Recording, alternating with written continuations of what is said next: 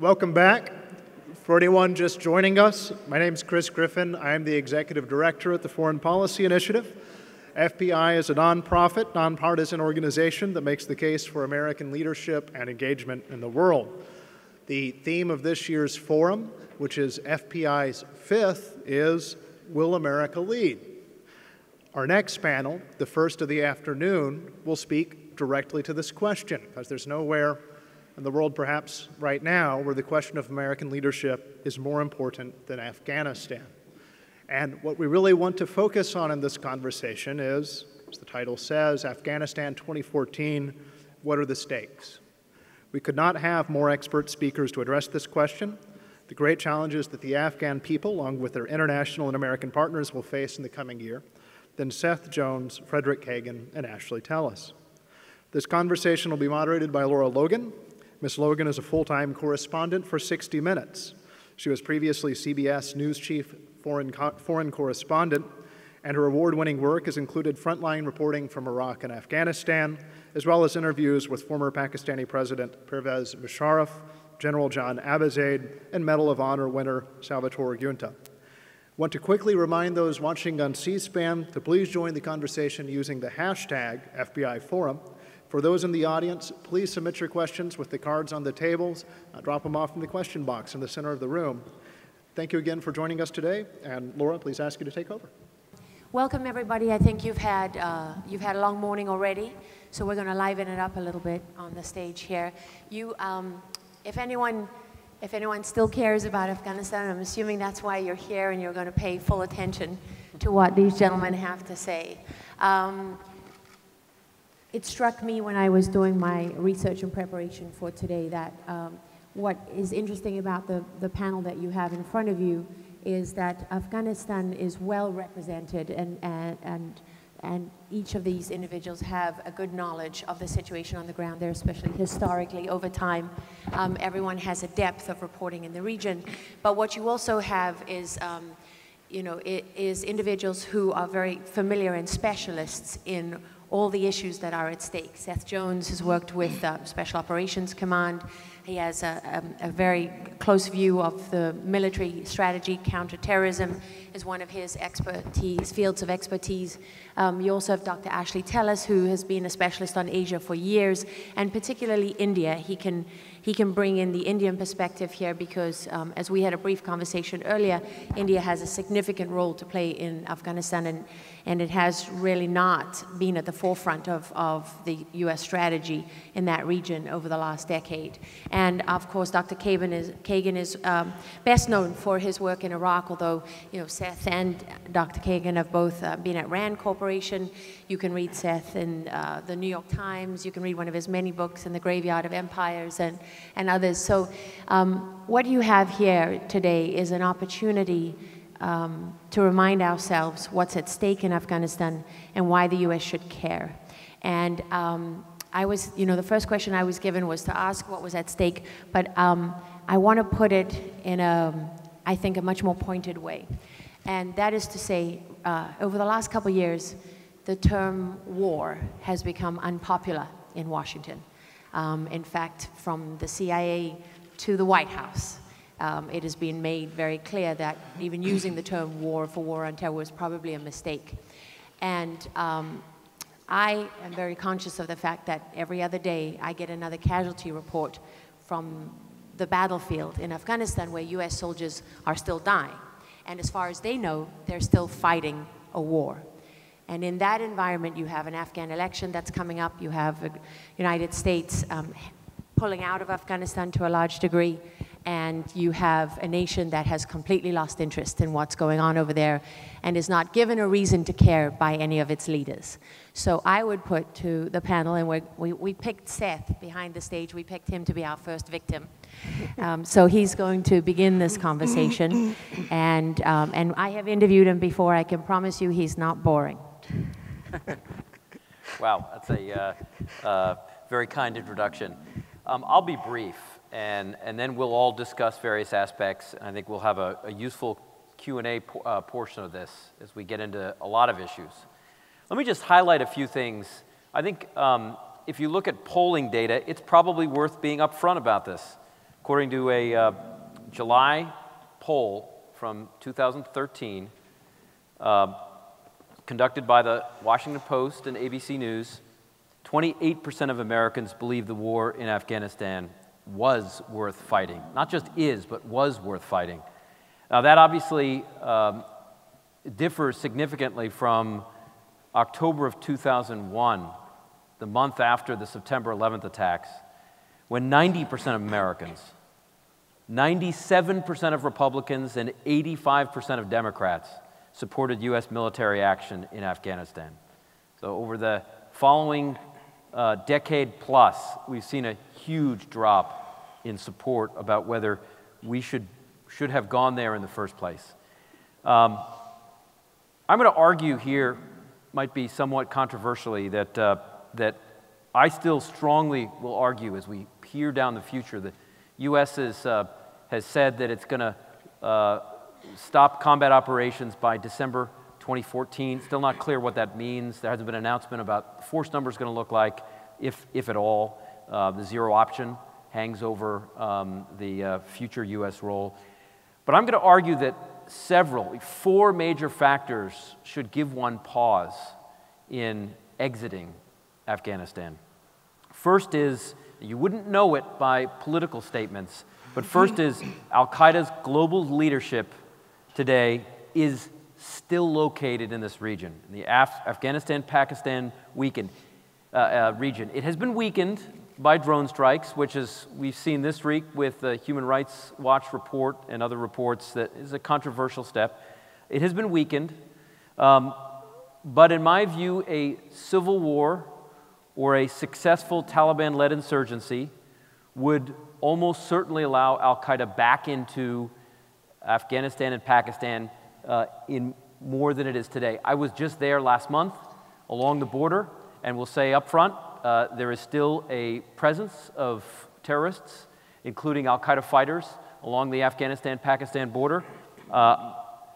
Virtually everyone I spoke to that's involved in targeting them, people that I worked with in the past, have said they will be there after 2014. In fact, the concern in some areas of the East with an organization called the Haqqani Network is that they may be there in larger numbers. So point one is that the global leadership is still there, and there are a number of Sunni jihadist groups in this region that are not going away. Some of them, including the Tehrik-e-Taliban Pakistan, put an SUV in Times Square. So another Lashkar-e-Taiba, which is also fighting in Afghanistan, conducted a major terrorist attack in Mumbai. So my first point is there's still a terrorism issue. Second, a civil war or a successful Taliban-led insurgency would deal, in my view, a severe blow to human rights, including women's rights in this region. The Taliban remain deeply opposed to women's rights and would likely reverse progress in a country that has experienced an extraordinary improvement in the number of female business owners, government officials, primary, secondary, and university students. I think you'd see a major backlash.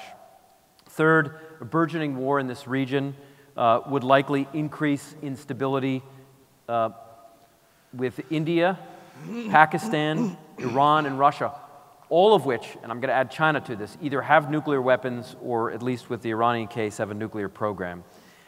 So there's a concern about regional instability, particularly between Pakistan and India.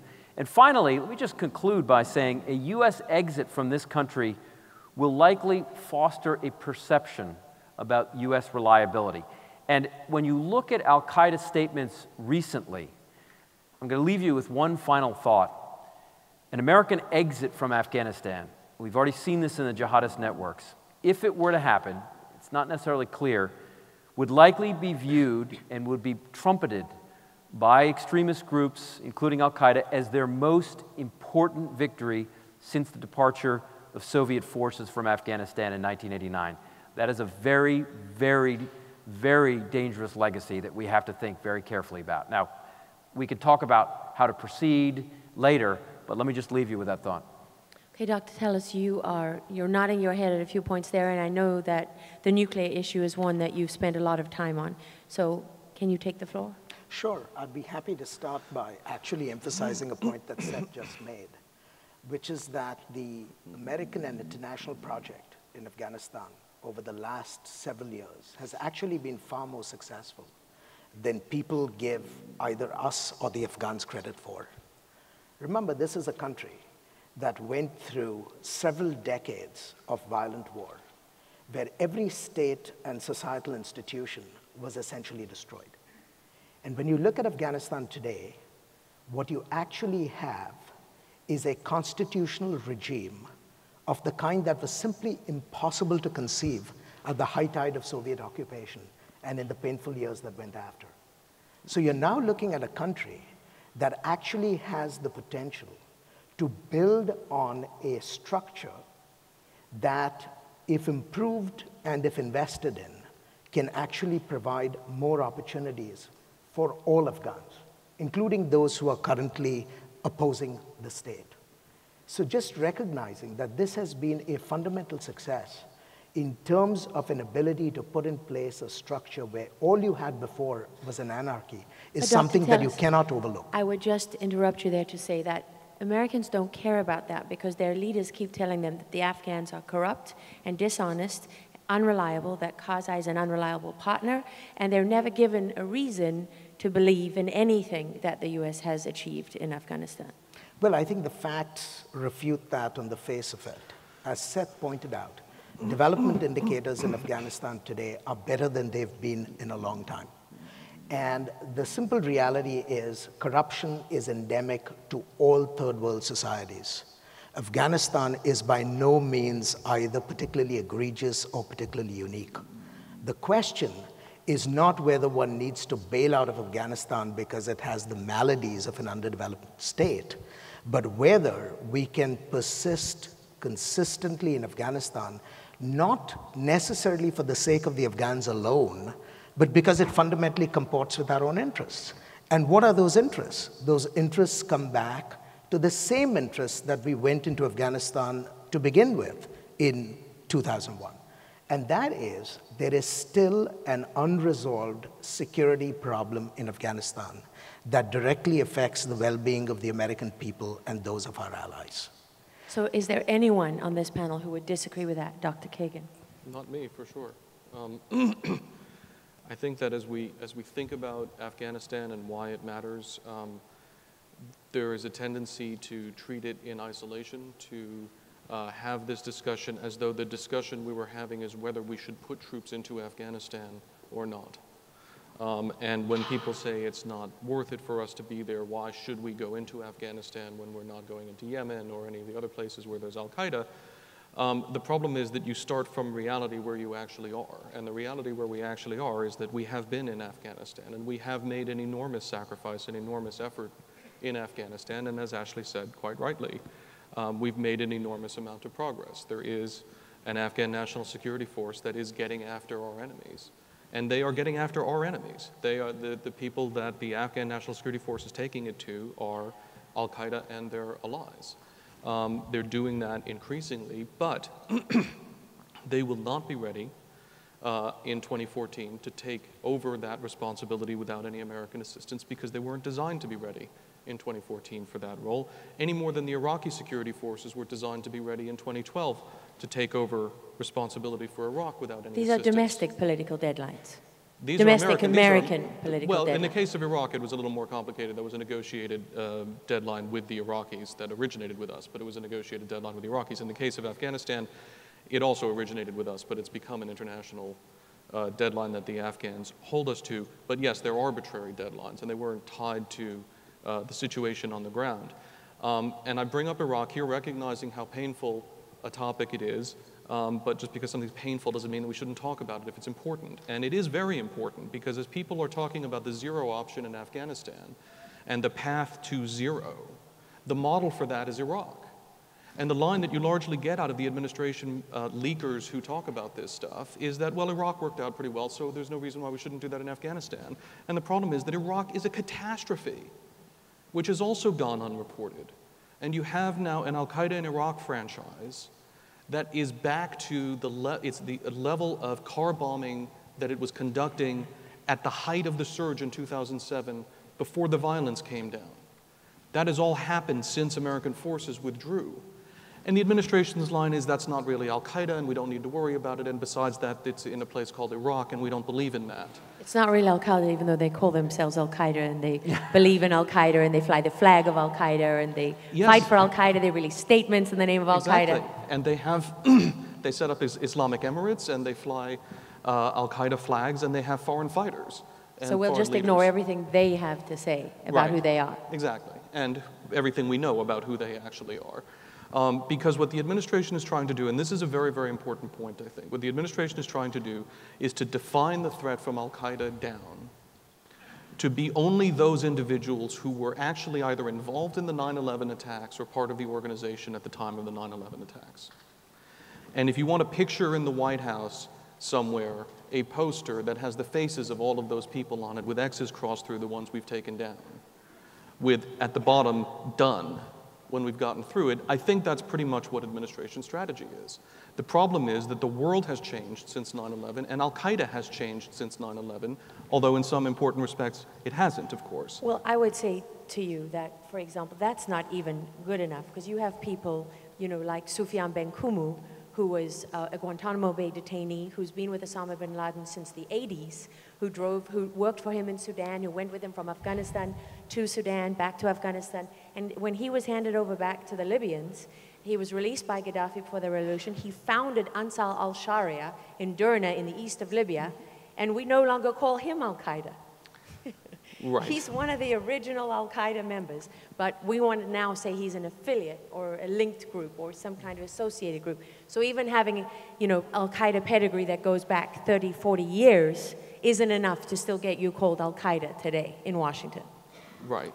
And we spend too much of our time thinking about who is currently planning to attack the United States, and not enough time thinking about what capabilities does the global Al-Qaeda movement have to attack the United States over the long term, and what are we doing to address those capabilities? And the spread of that ideology. And the spread of it. So, okay, let's bring it back to Afghanistan. Seth, I want to put two things to you in regard to Afghanistan. I think you and I were both there from the beginning, and we remember what people today in America seem to have forgotten, which is the promises the United States made when they came into Afghanistan. And to me, this is a very important point because it speaks to integrity and honor and loyalty and the nature of being a good ally. And this was raised a little bit by you. The reason I find it so significant is that I think when we think of the United States and what it's meant to stand for and represent, it's very hard to look Afghans in the eye today and say that we are honorable people who keep our word, because we've lost interest in keeping our word. And we've successfully blamed the Afghans for that domestically in the United States, but the Afghans are not fooled. Just because you wear, sort of traditional robes and you don't speak any English and you live in a mud compound doesn't mean you don't get it. You know when you've been betrayed or let down, and that is pretty much how a large majority of Afghans feel, which only makes Americans more resentful because they think, oh, all that blood, all that treasure, how did we end up in this position where Afghans feel betrayed and we feel that we wasted our effort? Well, it's a very good point. The U.S. has promised much, and it has given much. It has given both treasure and blood. And we can talk about how well it was used and what the right strategies were. I mean, I'll be the first one to say big mistakes were made over that time period. But we looked Afghans in the eye in 2001 and said, we will be committed to reducing, if not eliminating, terrorist groups operating from this region, and we will stay until that objective is met. What we've now said is, sure, that objective hasn't been met, but we're still leaving anyway. And the blame has largely been placed then on the Karzai government. Now, I'll also say very bluntly that there have been massive corruption problems within the government, as there have been in any government in South Asia. There have been challenges with building national security apparatus. There have been corruption problems in the U.S. dealing with contracts in Afghanistan. But I would say, first and foremost, not just to the Afghan people, but can we look the American people in the eye and say that we have reached a point in Afghanistan where the American homeland is safe for now and in the foreseeable future. And I think the evidence, as I have spoken to operators on the ground from the region last month, suggests no, not at all. There are foreign fighters that are continuing to come into camps in the region. There is still some active plotting. And the leader of this organization, Ayman al-Zawahiri, is still headquartered in this area. So this organization is not dead by any means. Or decimated. Or decimated. It is not on the verge of strategic defeat, as some would argue. Okay, Fred's going to follow up on that, and then Ashley, I'll come back to you, okay? Yeah, I mean, on the contrary, if you look at any portrayal of where Al-Qaeda is today globally, it has a much larger footprint and a much more advanced organization now than it did in 2001 and also than it did in 2009. It is absolutely unjustifiable to talk about this organization as having been decimated. But I want to just follow up on the issue of betraying the Afghan people because it's very important. That's not just a question of American honor, although I think that is very important. Nor is it just a question of will other people believe in us, which is also, especially after the Syria debacle, extremely important. And Egypt and many, many other things, and probably Iran. But it is very important for a practical reason. What is Al-Qaeda? Al-Qaeda is not just a terrorist organization. It sees itself as the vanguard of an insurgency in the Muslim world. It's a political revolutionary movement. That's right. And what is our ideal end state? Our ideal end state is that the Muslim world defeat this insurgency, not only reject it, but defeat it. In order for that to happen, we need people in Muslim countries where there are Al-Qaeda to stand up and fight against Al-Qaeda. They have done that in Iraq, and they have done that in Afghanistan. And I know that Seth and I, anyway, and I don't know about Ashley, have been on the ground and spoken with Iraqis and Afghans standing up to fight against Al-Qaeda who look us in the eye and say, are you going to be there with us when these guys come back and try to kill our families? And the fact that in Iraq, the answer has been heck no, and that we're now having a discussion in Afghanistan about going to zero, which would make the answer no, undermines the best possible outcome we could have in this struggle, which is Muslim people rising up against this hateful ideology on their own. So, Ashley, just before I come to you, Seth, a man you and I both know, Amrullah Saleh, the former spy chief of Afghanistan, told me years ago when I asked him, when it was the first signs of America withdrawing were in the air, and I asked him about that, and he said to me, he said, Afghanistan is a small, poor, third world nation. We do not have any illusions about who we are, and we do not think for one moment that we can influence the United States. He said, but I will tell you this. I was fighting these people long before you came to my country. These mountains were here before you. These rivers were here, and they will continue to flow after you have gone. He said, Mullah Omar, the leader of the Taliban, Osama bin Laden, these are truly forces of darkness, and they cannot engender a vision for this world. So I will be fighting whether or not you are here. And I found that to be true then and true today. And what I love about it is that this articulate Afghan man who was the conduit for all intelligence on Al-Qaeda during 2001 put it so perfectly. The Afghans were fighting Al-Qaeda long before the US was in battle with Al-Qaeda. And now we look at the Afghans and say, you're on your own, kind of thing. I mean, I spoke just this morning to someone on the ground in Kabul, and the sense that I have from the John Kerry-Karzai negotiations is that neither of them are particularly committed to this agreement that they've come up with. And that's not good for Afghanistan, and it's not good for the US. Ashley, can you pick up on that, please? I think it's very important to recognize one simple fact. We cannot afford to let Al-Qaeda and jihadist Islam more generally enjoy another victory over a superpower. I think there are many jihadists in Afghanistan and around the world who believe that they successfully confronted the Soviet Union and defeated it. That empowered the movement in ways that have become extremely dangerous for us, not only in South Asia, but worldwide. And we cannot end up leaving the region in a situation where they can draw the same conclusion that now they've defeated the United States as well. That is something that I think we ought to keep in mind as a strategic consequence of the way we manage the transition. There's another point that I want to make. getting Afghanistan right does not require overinvestment on the part of the United States.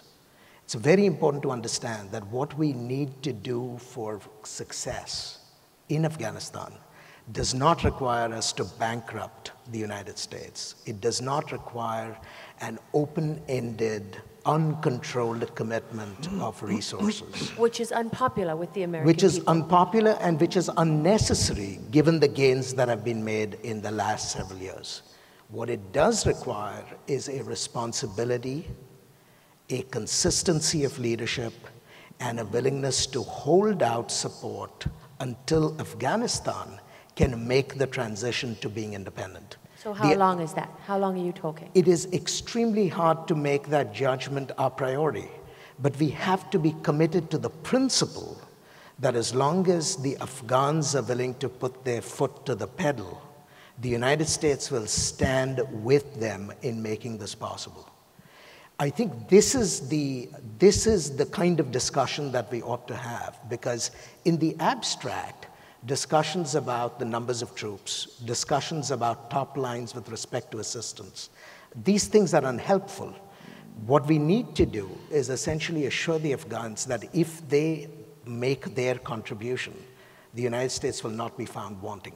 And when one actually does the math, you discover that the numbers are actually not as overwhelming as people think. And I hope in the discussion that follows, we'll get a chance to explore this in some depth. So Seth, you're going to follow up on that. I will say some people listening to this might think, you guys are crazy. This is done. This is a done deal. We're out of there, right? This administration isn't even going to consider anything other than how fast they can get out.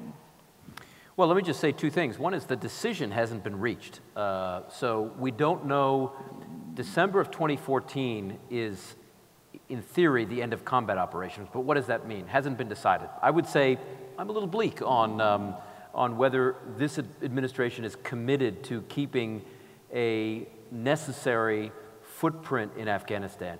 But this brings up an issue that we might actually we might disagree on somewhat, which is what should we be doing, and what should the footprint look like? And I'll just briefly state. These situations are very different, but when I look around the world at where the U.S. has been able to deploy forces, whether it's been in the Philippines or a range of other countries, Philippines after 9/11, with a somewhat light footprint supporting local forces, I'm not convinced at this point in the struggle those numbers have to be high. I think the U.S. could remain in Afghanistan with a lethal counterterrorism footprint, that is, Joint Special Operations Command forces, U.S. Special Operations forces and other conventional forces to do basic training, advising, and assisting, and then key, what you call enablers, that is, air power that can conduct strikes in case there are there's pressure by the Taliban or other groups on a city, Predator and Reaper capabilities that can collect intelligence, surveillance, and reconnaissance. I have looked at numbers between 8,000 and 12,000 U.S. forces that really let Afghans do the bulk of the fighting. The U.S. is largely in a supporting role as probably being sufficient. Which I have to point out, the Afghans are willing to do, actually, the bulk of the fight. Well, and they have been. And I mean, Afghans have been taking multiples of the casualties that American or that international forces have been taking for quite some time. They're bleeding in this war, and they're continuing to recruit and stay with their forces. I just want to make one point about the numbers that we talk about, because we can come to different conclusions about the feasibility of 8 or 10 or 12 or 1,000. But there is a question about, is this something that we're prepared to say that if the requirement in Afghanistan to achieve the American vital national security interests is 15,000 troops, but the White House only wants to put 12,000 troops in there, is the president actually prepared to say that he is willing to compromise vital American national interests over 3,000 troops? Is that actually a rational calculation?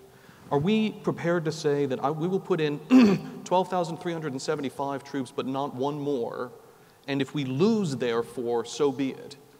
Because you either think that we have vital national security interests in Afghanistan, in which case we might be well advised to put in the resources required to achieve them, or you don't, in which case we shouldn't be there. So what that reminds me of is General Shinseki saying before the Iraq War that you need 200,000 troops to hold it. That was unpopular politically. He was gone. It also reminds me of General McChrystal having to make a recommendation on numbers and being told what his upper limit was before he made his recommendation. So what concerns me about that is political leaders seeking political advice from their military leaders rather than pure military advice, which even if you go back to Vietnam has always been the case, but is no less troubling today. Now, we have a question from the audience that was top of the pile and is one of my favorite questions on Afghanistan because it's something that I have been blown up on the Afghan-Pakistan border. I have been shot at from the Pakistani side of the border.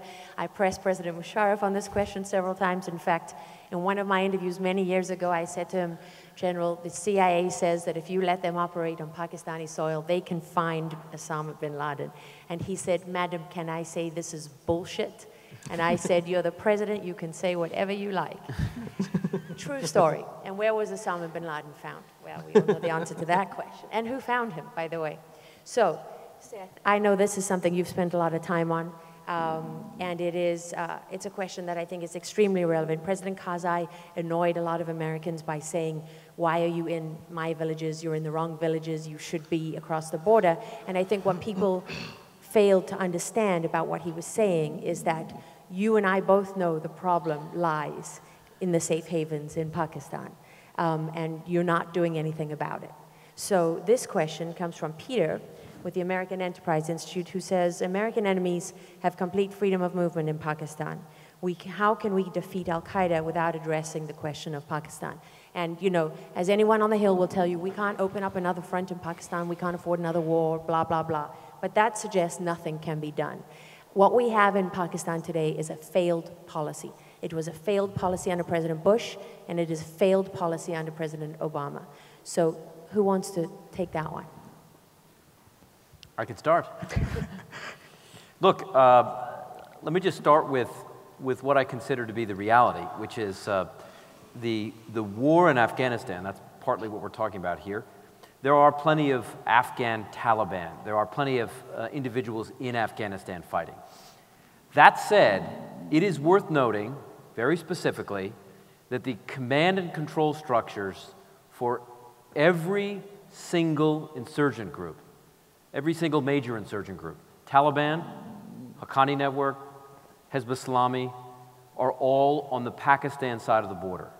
That is where the command and control nodes are. The Taliban's leadership structure, its inner shura, sits in southern Pakistan, in Baluchistan. One level down in the organizational structure, you have 3 regional shuras or committees. One is in Quetta, a second is in Peshawar, a third is in Waziristan, all in Pakistan. So it is worth noting that the borders here are significant. And when you look also at the command and control nodes for Al-Qaeda's global leadership, they also sit on the Pakistan side. So indeed, we spend a lot of time talking about Afghanistan, and there is an Afghan dimension to this that is important.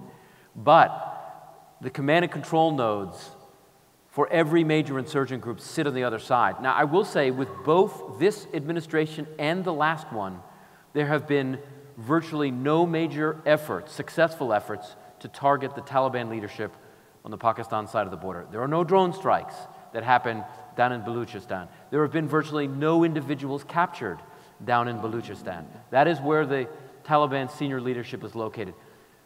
If one is to really get serious about this, then one has to take into consideration, A, why has little been done, and B, or two, what are the implications of continuing to do virtually nothing about this? So I can leave this to others to solve, but I wanted to get the threat and the reality on the table, which is there is a very serious Pakistan issue here. And, I'm sorry. Can I add two? Pakistan and India. Sure. Can I add 2 thoughts to that? I think we should at least entertain the hope that Pakistan will recognize that it's in its interest to do more than it has ever done before, for a very simple reason. Now that there is a realistic prospect that the United States might leave, it could end up leaving behind an Afghanistan that becomes a sanctuary, actually for terrorist groups that are as much anti-Pakistan as they are anti-Afghanistan and anti-United States. So for the first time, Pakistan has to confront a reality that Afghanistan could now begin to feed and funnel terrorist groups that undermine its own interests. Second, we cannot count, however, on Pakistan reaching the right conclusions from this fact. And therefore, I think we need to rethink the character of our relationship with Pakistan. And to my mind, there is no alternative but to make the relationship with Pakistan a lot more contingent on Pakistani behaviors than we have historically done. Now, we can debate the details about how this contingency is to be expressed. But if we have a relationship with Pakistan that in effect conveys to them that no matter what they do, American largesse will flow to Pakistan uninterrupted, then what you've done is you've created a structural situation where they have no incentives to change. So at the very least, the US needs to look at itself and its own policy to think about how we might re-engage with Pakistan on this question. Let me end by saying a word about India. India is deeply concerned that a premature American exit from Afghanistan would end up leaving that country in exactly the way that the Indians faced it in the 90s, which is essentially a cauldron for all kinds of terrorist groups that would move with Pakistani support or without it to attack Indian interests. So the Indians have essentially said that they will do whatever they can to prevent the current dispensation in Pakistan from being overthrown by force. But we've also got to realize certain realities. The Indians do not have the capacity to substitute for the United States. The Indians, therefore, are going to look, like many other allies, at the United States for leadership before they begin to show their hand. And the surest way to lose all the regional allies who might be supportive of Kabul is for the United States to run first to the exit. And so it comes back at the end of the day to consistency of policy and consistency of leadership. And if we fail on that count, we should not be surprised to find that Afghanistan will lose many of its regional partners as well. Fred, you wanted to follow up? Yeah, I have to say that I'm less optimistic about Pakistan than I am about Afghanistan. I think that there are things that we can do in Afghanistan to move it in the right direction, and there are forces working in Afghanistan moving it in the right direction. Although if we do the wrong things, I think they will be defeated. Pakistan is an enormously difficult problem. It's a country of 190 million some odd people with approaching 100 nuclear weapons and the largest concentration of terrorist groups anywhere in the world, and it is clearly a problem. My question to people who say, why are we in Afghanistan when Pakistan is the problem is, you have to explain to me how the situation is held by taking a weakened Al-Qaeda and terrorist and Taliban infrastructure in Afghanistan and making it stronger while trying to persuade the Pakistanis to fight the ramifications of that on their side.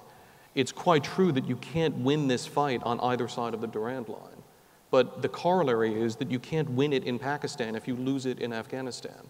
They are linked in that way, and this is just too often left out of our discussion entirely. One of the reasons to care about Afghanistan is because of Pakistan. And because of Pakistan's nuclear weapons. Yes. So I have another question from the audience. This is from Edward Joseph, Johns Hopkins, SIAS. It was for me. He said, why blame our leaders for not giving us a reason to stay in Afghanistan when it's the media that constantly reports on corruption, green on blue attacks, failure of programs, etc. And I would say we both bear responsibility. Absolutely, without any question, the media is culpable. And there is some good reporting on Afghanistan, not nearly enough, and there's some terrible reporting on Afghanistan.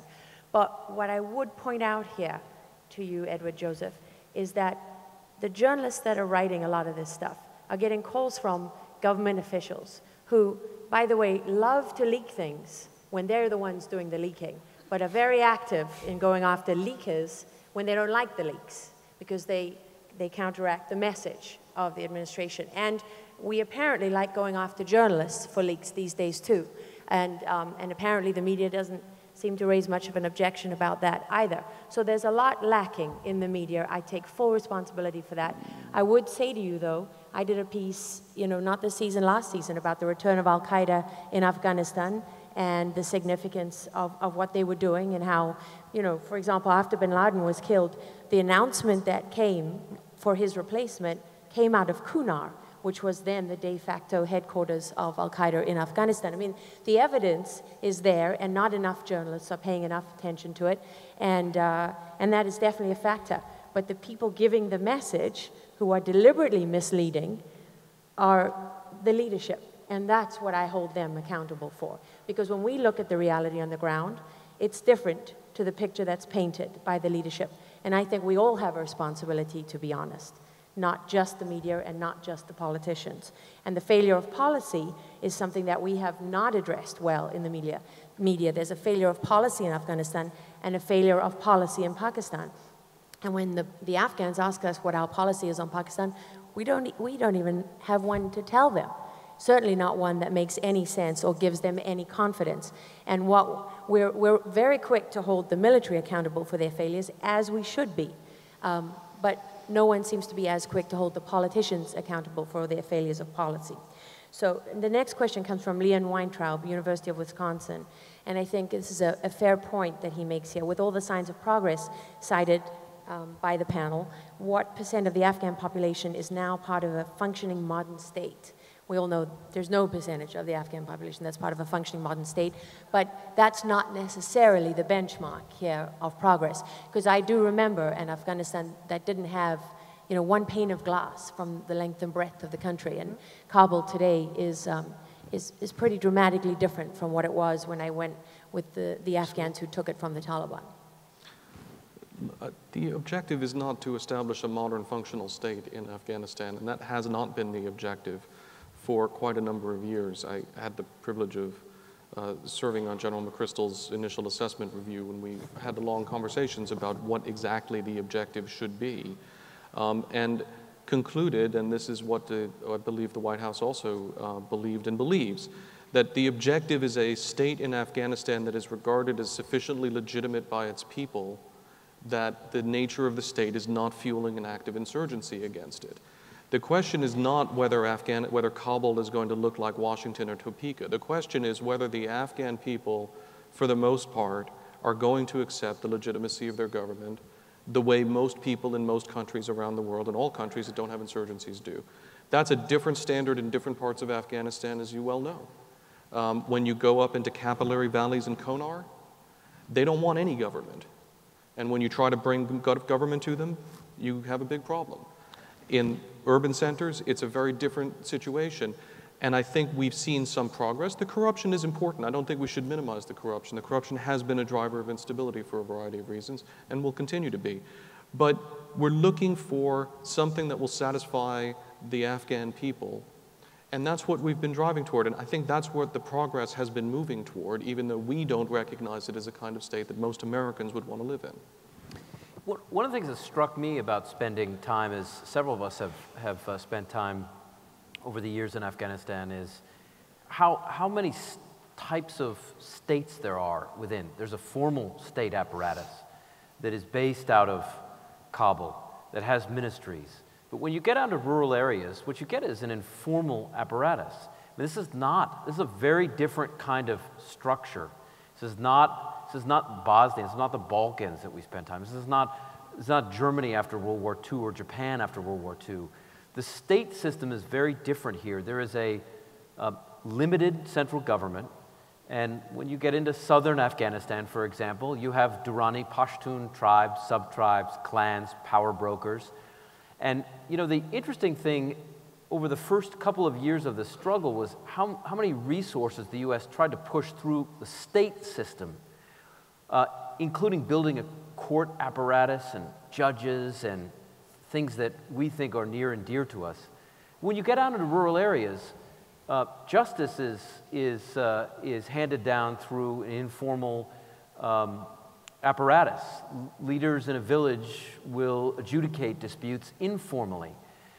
This is not the United States. This is not Western-style state apparatus. So part of this issue, I think, we need to be a little careful about what we're trying to construct and what we should construct. And I strongly second Fred's point. If I can say one other issue about the media, one of the things that has struck me about the media, and Lara, you've been a major exception to this, is how little people have actually looked at the other side of the struggle. This is not just about focusing on what's going on within the U.S., within the Afghan government. There are problems like there are in any war. But you look at the Taliban side. They've had to establish an accountability commission because there's been corruption within the Taliban. They're involved in the drug trade. They're involved in trafficking poppy, in targeted assassination. Roughly 75 to 80% of the civilians killed are done by the insurgent side. So, you know, one of the disservices, I think, to the coverage of this war from the media perspective is when issues of corruption come up, the focus is on one side. The reality is this is a struggle within and among multiple different organizations and there are just as many, if not more, challenges within the insurgency as there are within the government. Again, everything from corruption to the inability of Taliban forces to read. So when people show me literacy rates among Afghan forces, I say, well, actually interesting to compare. They're actually better than they are on the insurgent side. So you want to talk about comparisons. And I think that's been a bit of a disservice in the way the media's covered the war. So, Ashley. I would just make the point that Afghanistan has always been a decentralized state. And any mental model that thinks of Afghanistan as a unitary central state is using the wrong benchmark. The benchmark we ought to be using is a very simple one. For the average Afghan, has personal security increased in the everyday circumstances of their lives? 2, has there been a mechanism for dispute resolution and the administration of justice? And 3, are ordinary Afghans able to conduct their economic activities without undue interference from the state? I mean, these are the metrics by which you judge progress. And I think, as both Fred and Seth said, the picture varies considerably depending on which part of Afghanistan you go to. And our objective has to be to make certain that the portions of Afghanistan that have not established progress on these counts actually begin to grow and develop on the basis of the examples set by their more successful neighbors. Okay, so we're starting to run out of time. So this last question, I would like everybody to answer if they can add their point to it. I'm going to take a question from the audience and add to it myself. We have here from Anna, sorry Anna, I'm going to mess up your last name, but I think it's Mulroney, from the Christian Science Monitor, who said, if, as Seth notes, the Al-Qaeda leadership is still along the Afghan-Pakistan border, does this mean the US has lost its decades-long war? And then I think the part that is even more relevant is if we haven't won the war in 12 years, what more can US troops accomplish beyond 2013, 14, 15? So what I would like to add to that is there is a narrative that is pushed by the pro-Taliban sort of faction and by other people in Washington that says the Taliban doesn't have any beef with America beyond the fact that you're in their backyard. There's no ideology in this fight. Go home and we're done, it's over. And you know, those are people who believe that, that the Taliban and Al-Qaeda's relationship can be questioned and, you know, and pulled apart. And I would put to that of all the people from the Taliban side who've come over or been persuaded to give up arms, not a single one of them has ever publicly renounced Al-Qaeda. Not a single Taliban leader, not the Haqqanis, who have more than 30,000 fighters. And given that, if you could explore both what the military could achieve beyond 2013, 14, 15, and also you know, why we should care. What is the consequence of coming home? Why does it matter? Do you want me to take a crack at that? Sure. I think the most important thing that we can do post-2014 is to help the Afghan state take greater responsibility for the security of its own country. In practical terms, what that means are 3 things. First, stand by Afghanistan so that it can negotiate with its regional neighbors from some position of strength, as opposed to simply becoming a victim to its more powerful to its more powerful neighbors. Two, we have to help the Afghan state overcome what will be a severe contraction in national GNP after US and international forces cease to engage in security operations post-2014. Nothing works if you do not have an economy that is at least moderately successful. And so anticipating the contraction in Afghan GDP and working to mitigate it, at least until Afghanistan can stand on its feet, is the second important objective. The third important objective is helping the ANSF, the Afghan National Security Forces, essentially succeed in the fight, which is increasingly their own. And so the role that we can play is not for the United States and the international community to take the lead in fighting the adversary. The Afghans want to do that. They're capable of doing it. They're willing to do it. What we need to do is simply provide them the tools so that they can finish the job. Let me just add to a couple of Ashley's comments. I think one way to look at this is if you look at the last major ideological struggle that the U.S. was engaged in, it was against the Soviet Union during the Cold War. Now, I don't want to draw too many parallels here, but it was a struggle in part against Marxism, Leninism. It was an ideological struggle. It was not just on the battlefields. And if you were to ask yourself in 1960, we've been at this for 15 years after Yalta.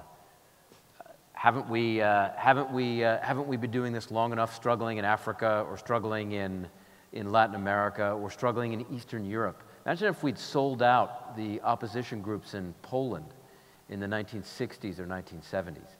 Look, the struggle didn't actually end until the late 1980s and early 1990s, when groups within states like Poland, Solidarity rose up finally against an ideology that the population just could not live with. To shift gears here, and Afghanistan is a good example of this, we are in a struggle with an oppressive ideology. The Taliban's vision of Afghanistan, Jabhat al-Nusra's in Syria, they're different in some ways, but in Afghanistan, the groups that are trying to win this one from the opposition side are trying to establish an extreme version of Islam, an emirate, where the most important ministry is virtue and vice. It's an ideological struggle. And so I would just say, people who want to give up this early on, remember, this one is a generational struggle. It's not one that's going to be measured in months or years. So I would view Afghanistan in a much broader sense. And when you look at what's happening in North Africa, and would you look at what's happening in the Middle East, this is a struggle that is happening on multiple continents.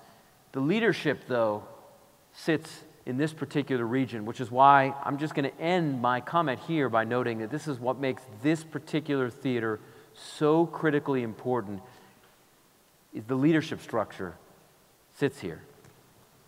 Right. I second all of those comments. It is quite true that Mullah Omar never swore allegiance to Osama bin Laden, because actually it was the other way around. Osama bin Laden swore allegiance to Mullah Omar. As we talk about disaggregating Al-Qaeda and the Taliban, it's important to understand that they have been aggregated for 2 decades.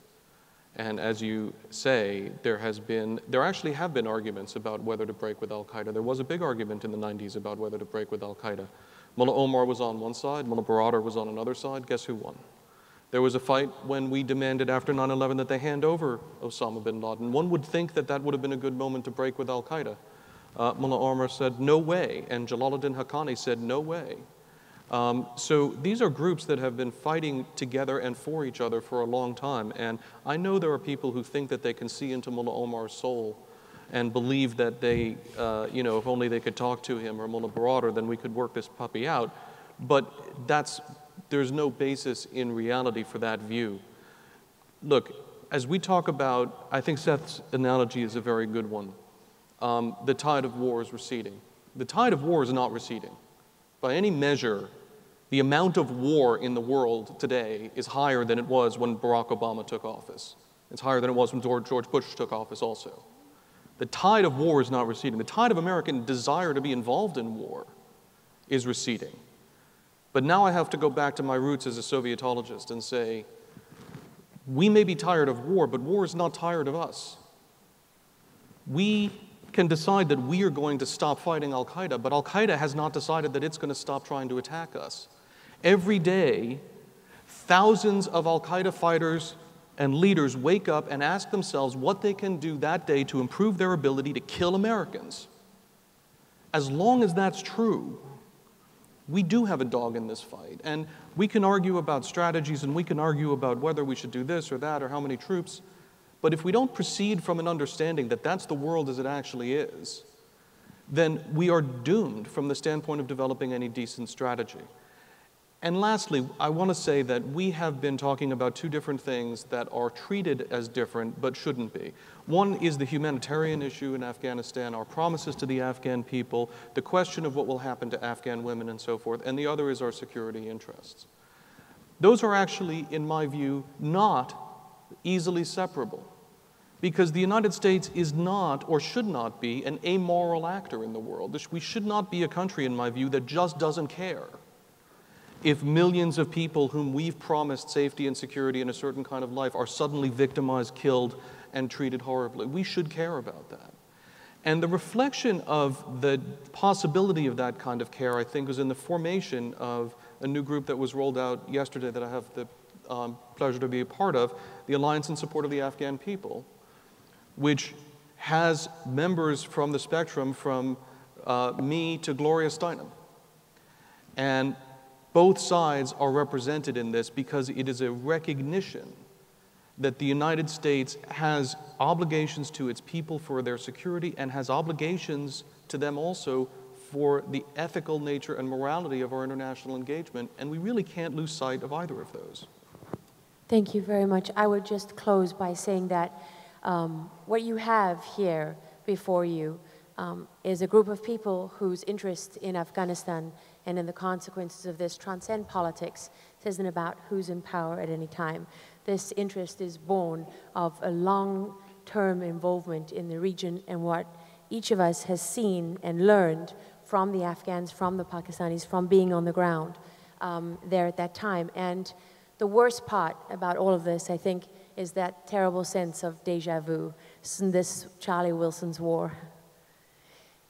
So what I would leave you with today is that I asked the panelists behind the stage, not to sugarcoat it and not to give political answers, and I think that you have to respect the courage and integrity that you've seen today in that the answers you've been given here are truly what these individuals believe, and they have the experience and knowledge in the region for their voices to count.